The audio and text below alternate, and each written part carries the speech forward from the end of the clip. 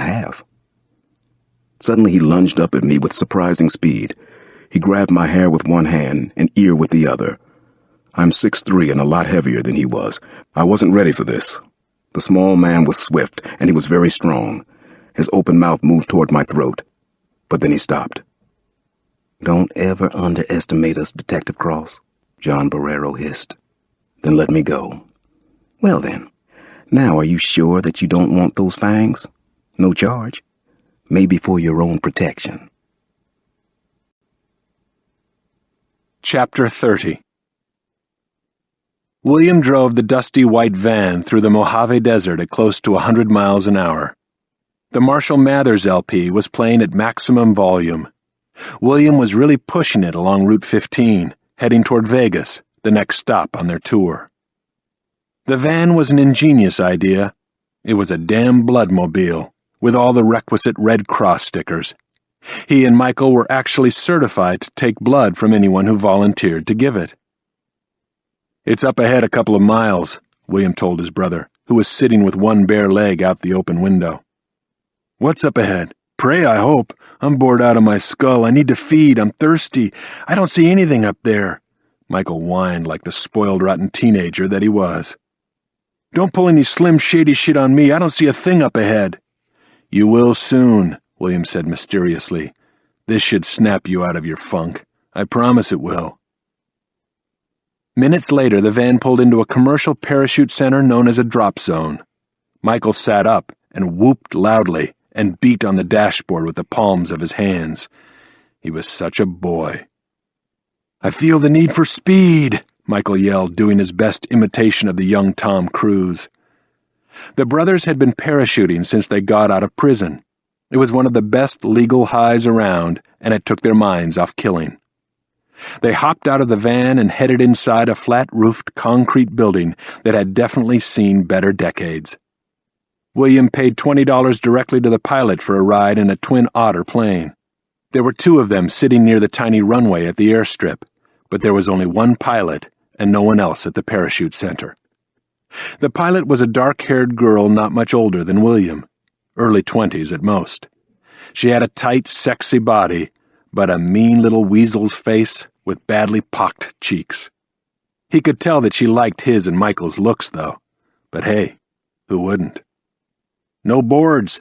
So you're not sky surfing. What are you boys into?" the pilot asked in a strong southwestern accent. "Name's Callie, by the way."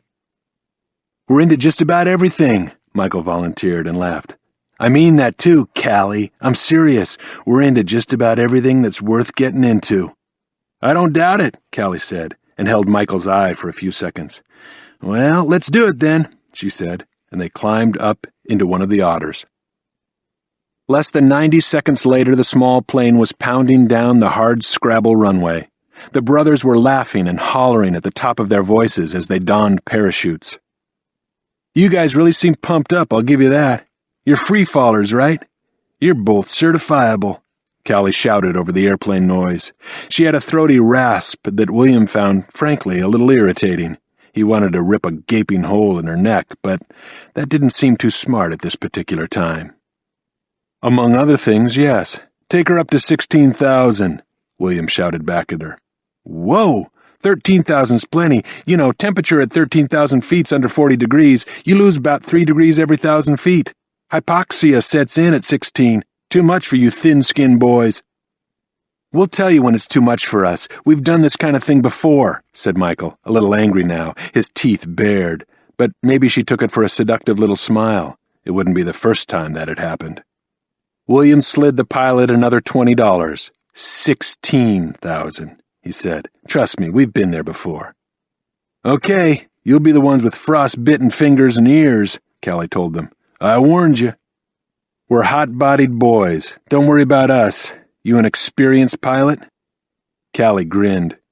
"Well, we'll just have to see, won't we? Let's just say that I'm probably not losing my cherry up here." William watched the gauges to make sure she took them high enough. At 16,000 feet, the Otter leveled off smoothly. Not too much wind up here today, and a view to die for. The plane was practically flying itself. "This is not a real good idea, guys," the pilot warned again. "It's cold as a motherfucker out there." "It's a great idea. And so is this," William shouted. He took her on the spot. He bit deeply into Callie's exposed throat. He held her neck firmly with his teeth and strong jaw. He began to drink, to feed at 16,000 feet. It was the height of sadoeroticism. Callie screamed and kicked, struggled fiercely, but she couldn't get him off. Bright red blood splattered around the cockpit. He was so powerful.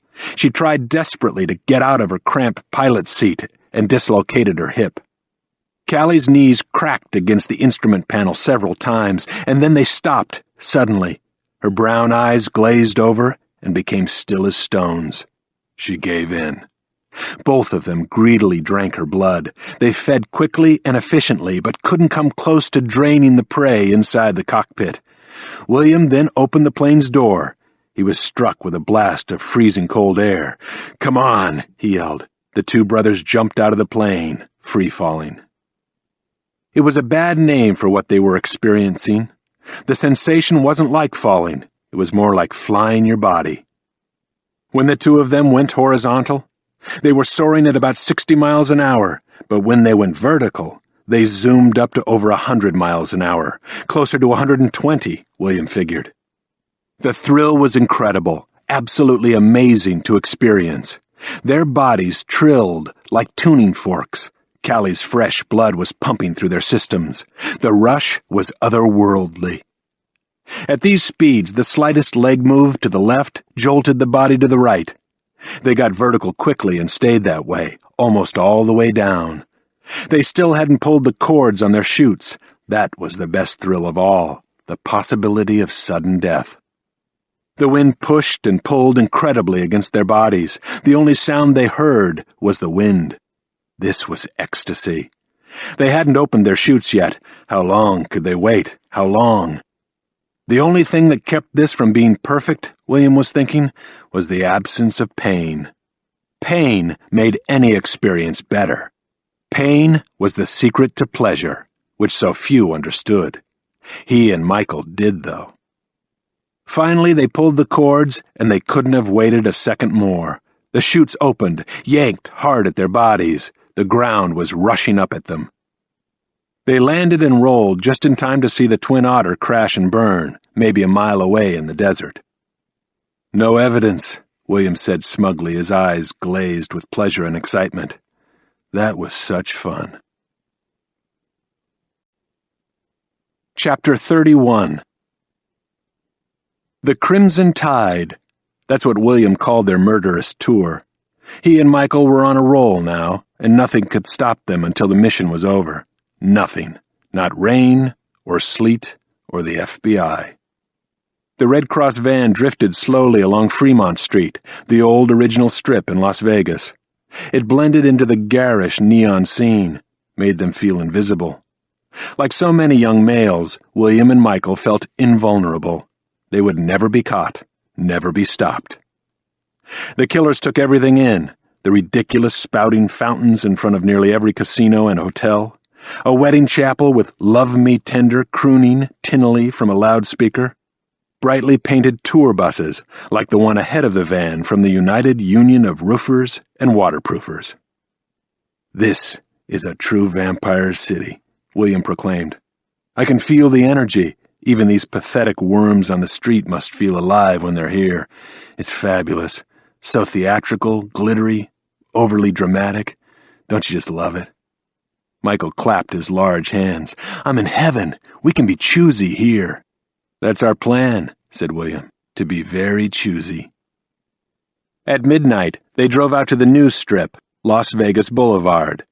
They stopped at the Mirage, where the Daniel and Charles Magic Show was advertised on a large neon billboard that rose high over the busy street. "Is this such a good idea?" Michael asked as they approached the box office inside the hotel. William ignored him and picked up 2 reserved tickets for the magic show. They were both dressed in black leather with black engineer boots. Nobody really cared what you wore in Vegas anyway. The show was about to begin as they took 2 seats near the front. Everything about the theater was spectacular and over the top. An enormous stage had been covered in spray-on black velvet.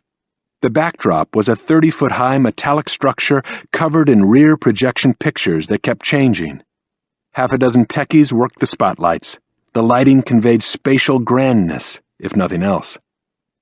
William used the candle on their table to light a cigar. "It's showtime, my dear brother. Remember what you said. We can be choosy. Don't forget that." The magician's grand entrance onto the stage was a glittery nugget of eye candy. Daniel and Charles literally flew down from the rafters, at least a 50 or 60-foot drop. Then the magicians disappeared, and the spellbound audience erupted in applause. William and Michael cheered as well. The sheer speed with which the hydraulic mechanisms worked was impressive to William. Daniel and Charles appeared again. The magicians led 2 small elephants, a white stallion, and a glorious Bengal tiger onto the stage. "That's me," William whispered against Michael's ear. "I am that beautiful cat. I am right at Daniel's side. He should be careful." The sound system played Led Zeppelin's Stairway to Heaven in computerized surround sound. The noise was as gaudy as the visuals. A powerful exhaust system vented out the odor of animal urine and dung. A semi-pleasant vanilla almond fragrance was pumped in. On the stage, meanwhile, the 2 magicians were arguing about something. William leaned toward a handsome young couple who had just been seated at the cocktail table to his left. The male and female were in their mid-20s. He immediately recognized them from a hit TV show. He couldn't decide which of the 2 actors was better looking. They were both so fly, so full of themselves. He knew that their names were Andrew Cotton and Dara Gray. Hell, he read EW in the tabloids in his spare moments. "Isn't this amazing?" he asked them. "I love magic. It's so kinky and funny. This is hilarious." The female glanced his way. Dara Gray was about to put him in his place when she looked into William's eyes. Just like that, he had her. Only then did William bother to check out the rest of her: an electric blue slip dress, vintage belt, and jeweled shoes. Embroidered Fendi bag. Nice, very nice. He wanted to feed on her. This was going to be so good, so delicious. Now he would seduce the boyfriend, Andrew. Dear sweet Andrew. Then they would party until the dawn. Chapter 32.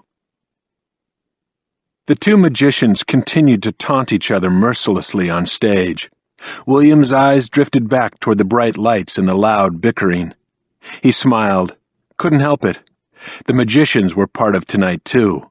A big part, actually. Important as hell.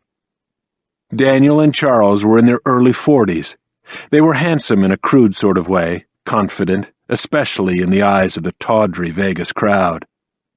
Daniel spoke to the audience as if he were a trial lawyer, cleverly engaging a jury.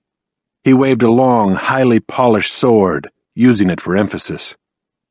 "We are performance artists, possibly the best now working in the world. We've played at Madison Square and the Winter Garden in New York, the Magic Castle, the Palladium in London, the Crazy Horse Saloon in Paris. We've headlined in Frankfurt, Sydney, Melbourne, Moscow, Tokyo, of course." Charles seemed bored by his partner's self-serving speech. He sat down on the edge of the stage and yawned until his tonsils showed. "They don't care about your pedigree, Daniel," Charles finally said. "Most of these bumpkins wouldn't know Houdini from Siegfried and Roy. Do a cheap trick, that's what they're here for. Tricks are for kids, and they're all kids. Do a trick. Do a cheap, slick trick." Daniel suddenly pointed the tip of his sword at his partner. He waggled it threateningly. "I'm warning you, chump." William looked over at the couple sitting beside him. "This part is pretty good," he whispered. "Believe it or not." He caught the male's eye, but the actor quickly pulled his gaze away. Too late. He had him, too. The male wanted to get into his pants. Who could blame him? God, he wanted to feed. Right here, right now. On stage, Daniel had begun to yell at Charles. I've had enough of your high-handed, condescending bullshit, partner. I've had enough of you, more than